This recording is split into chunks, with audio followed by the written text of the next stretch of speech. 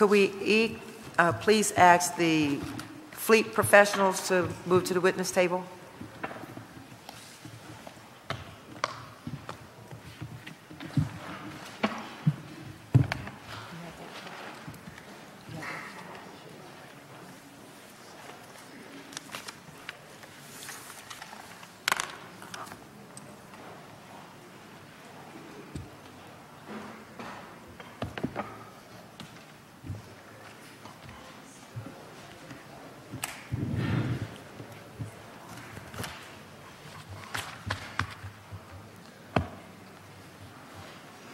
Good afternoon. Good afternoon, Councilwoman Reynolds Brown. Please welcome. Thank you for your patience and endurance, since that's what this is about when we move to budget season. Please proceed with your testimony. Good afternoon. I'm Chris Cocci, Fleet Manager for the City of Philadelphia.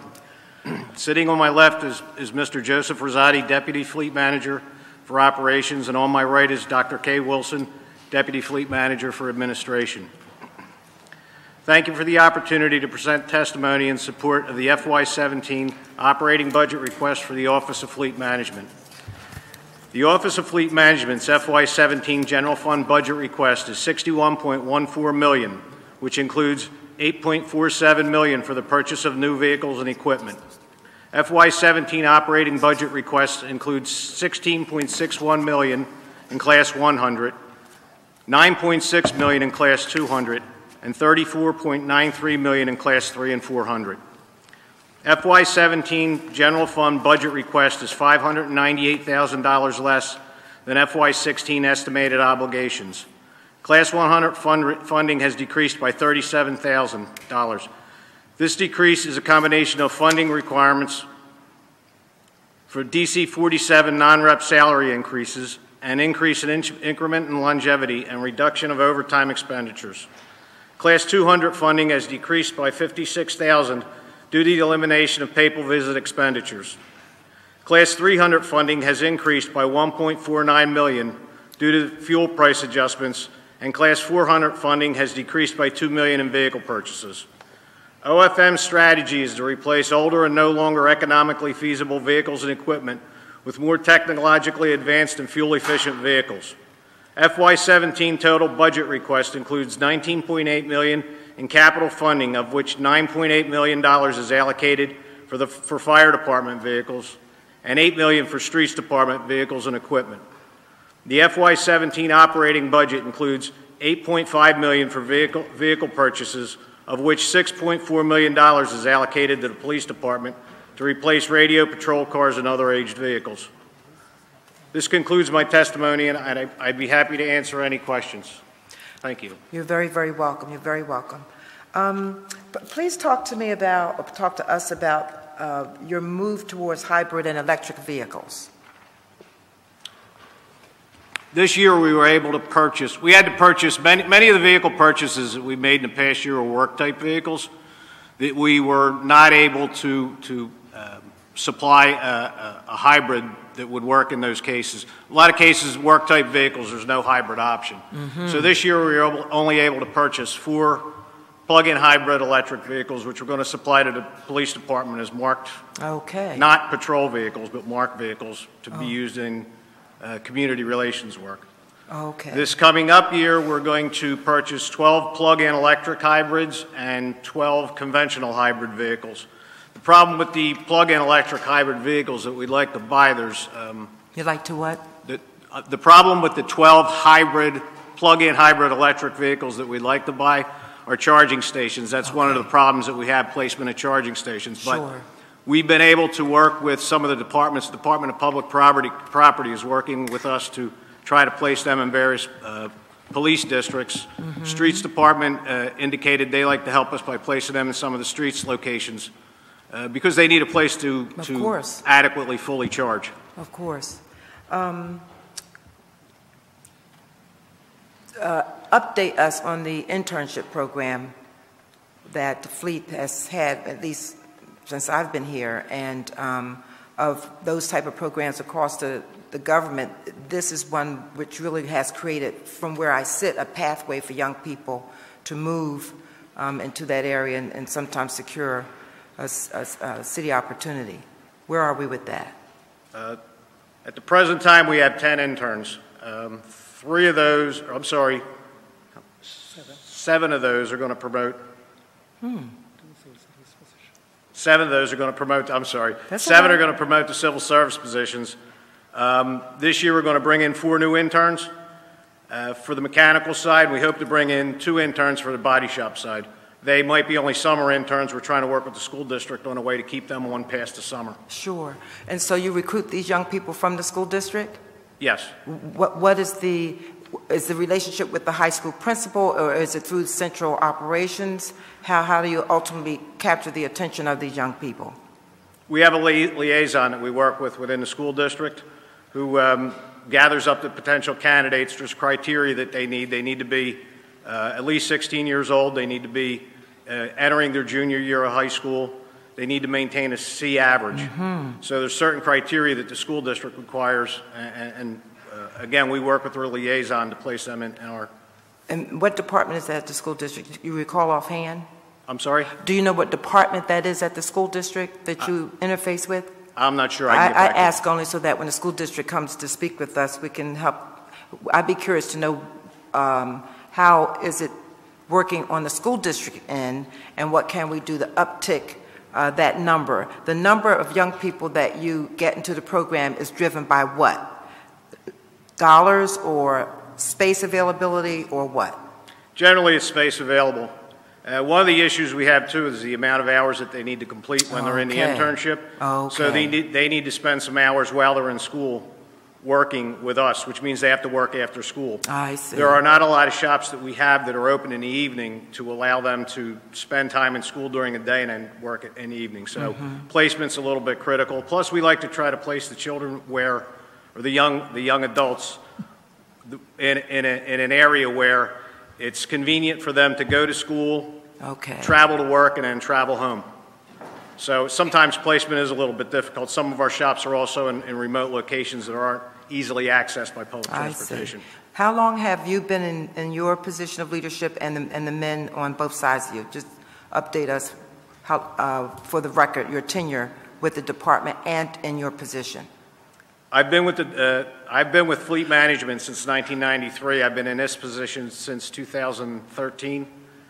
Dr. Kay Wilson has been in the position the same amount of time, and Joseph Rosati's been about a year in that position. How many employees report to you? 2. Oh, just the 2. So a different question. How many employees make up Fleet? 330. And that may be in the demographics. Forgive me? There's 330 total employees at the present time. So you know I have to ask how many of them are women?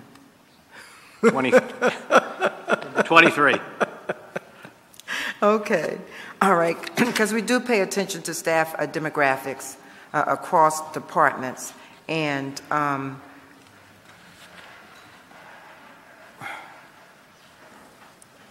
actually looking for that number here. So are you 2 gentlemen exempt employees? Yes. Okay. And so what is your view, and clearly recognizing that this is an observation and it really is a personal opinion. Fleet, I would suspect, and it's also a very sexist statement, might be difficult, might not be attractive for female employees, wouldn't be attractive to me, for a place to work. So given that harsh reality, how can we move towards capturing the imagination of women so that we can see them reflected at the top level of your organization? That's a good question. We are always working to try to attract women and minorities. We have a training and development officer who works in that area, works with the school district, works with local trade schools, goes to job fairs. So we're always trying to attract. What to do to increase that, I'm really not sure. I don't. This is a male-dominated trade, as well as many of the other trades are as well. Sure. So it's kind of difficult to attract female candidates. Are you aware of an organization whose name escapes me right now, but they actually train women to have a love for cars. I was not aware of that. I'll get the name to you. She was recently featured on Sunday Morning with, it used to be Charles Osgood. I don't know who does Sunday mornings now, CBS Sunday Mornings. And they featured this woman from Philadelphia who has her own garage, if you will, and she trains women to do all that one needs to know how to do on vehicles. So I'll make sure that my office puts you in touch with her. Thank you. Okay.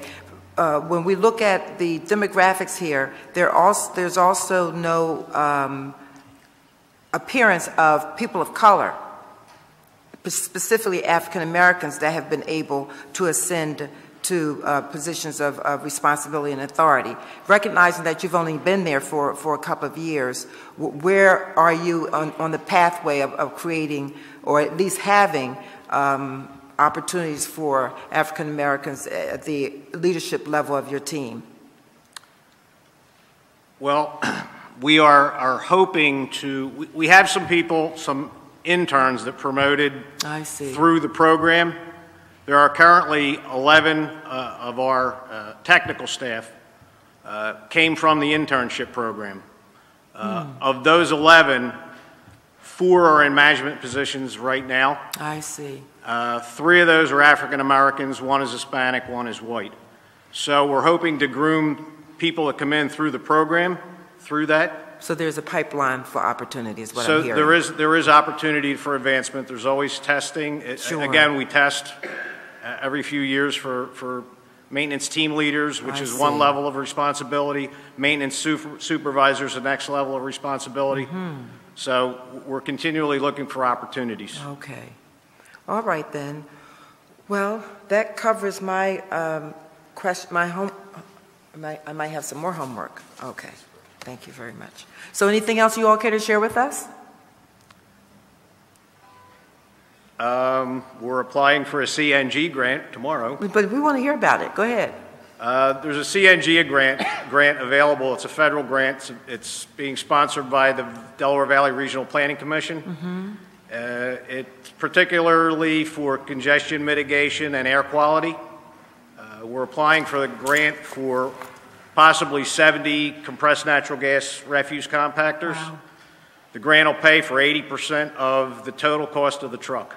Oh, wow. So we How are promising presently is that? in the process of putting together the paperwork. It's due tomorrow.